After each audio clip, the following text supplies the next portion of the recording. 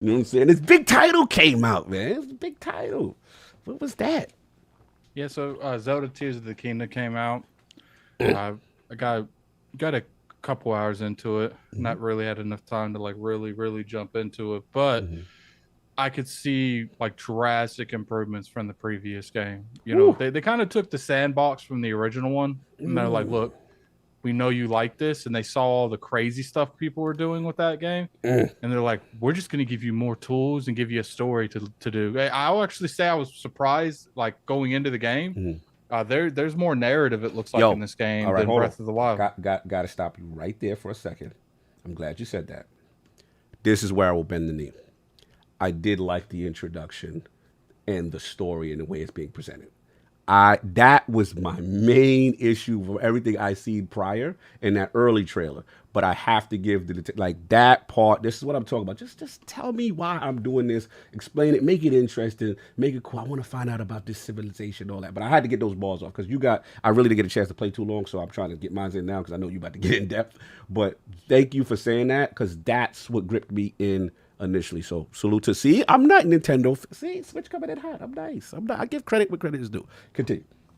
Yeah, so it's kind of crazy the mechanics they put in this game. Mm-hmm. I haven't really dove into it too much. I will say the tutorial island is a little like confusing if you don't really sit and look. I missed a shrine. Like I literally Oh. passed a shrine because you need 3 shrines to do the beginning. Mm-hmm. It's like the tutorial 3 shrines, and I did the first and the third one and missed the second one because I didn't know it was there. Like, Salute. so you know, I like the stuff they're doing. I really like the ascend ability. Mm-hmm. It gives since I missed the second one, I had to go through all of them again. Mm. But the good thing is I had that ascend ability, so I could just go through the mountain instead of going around the mountain. So that ability And feels transformative, moving you around. it completely changes the gameplay. It's really nice to be able to walk up and know that okay, can I actually get above this by climbing? Mm-hmm. But you don't like in the original one. It's like, do I have enough stamina to make that jump to make that climb? Mm-hmm. But now on this one, it's like I just go below it. If there's like a little area where I can go through, I just ascend above it all. Mm. No doubt, no doubt. So again, I did a couple questions I did have for you. I know you're still kind of early. One feedback I heard, couple feedback I heard was somebody said chores of the kingdom. Like they have you running around doing a bunch of stuff. Do you feel like that was in the game a bit, or you feel that may be overblown for what you played so far? So far, I do see what they're talking about. What I think what they're referring to is there's a lot of tutorial things. Mm-hmm. They go into very big detail on, you know, if you didn't play Breath of the Wild, we're going to teach you how to play those mechanics. And we have all these new mechanics for Tears of the Kingdom, and we're going to really teach you how to do that because there's building in this game. You could build uh, just about anything you could really think of. I saw someone have like a cart Mm-hmm. full of barrels, and what they did is they went on their horse Mm-hmm. and they jumped off. The horse went through like an enemy camp, Mm-hmm. and he shot the barrels. I think he killed the horse, but he blew up like all the enemies in the middle of it. So the creativity of the sandbox is insane. Because they saw how much stuff people was doing in the original Breath of the Wild, and I think the core team was like, people like what we're doing. They just don't like the fact that there's no dungeons. I haven't hit a dungeon yet. I heard the dungeons is off the chain. Yeah, so they're like, we're going to give you guys the dungeons back and make it feel like more Zelda. Mm-hmm. We're going to put a little bit more of a narrative focus on it because I do feel like there's more narrative focus. Mm-hmm. And then I've already come across 3 cutscenes called. Wait, story? Mm-hmm. Yes, 3 whole. Wait, hold on. We doing narrative?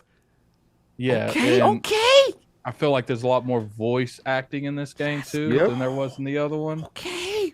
Though it's kind of like modern a cheesy story though. Zelda's missing, and we gotta go find her. But salute to them for trying to incorporate like in the modern narrative. What I like about this one is in the original one, Zelda was in the main dungeon holding Ganon. In this one, you don't even know where Zelda is. Like you go there and like it's a good game, man. All I know, got that energy, got that feel. Dude, what other questions you have? I got so that we got a dungeon. What about one of the 2 criticisms for Breath of the Wild was obviously, this me and Kai would go back and forth with this weapon breaking, right? How do you feel about that with the creativity? And then the other thing that people felt, and I didn't feel this way, but a lot of people felt, was that Breath of the Wild, for the open world aspect that it was, they felt it was too open. There's not a lot to do between things, and barren, like a density problem.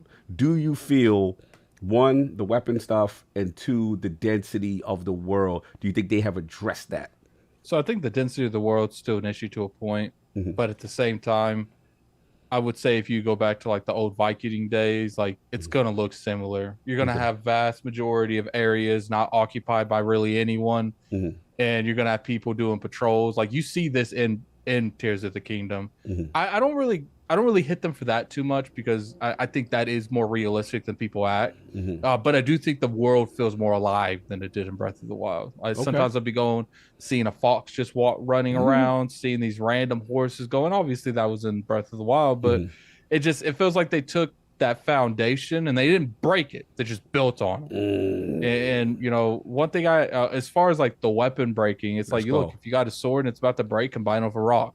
You know, and I don't know the extent you can fuse stuff yet. Okay. But I'm very interested to see it. Like you can fuse certain items and make fire arrows and stuff now. Nice. So I think they got something. I do. Okay.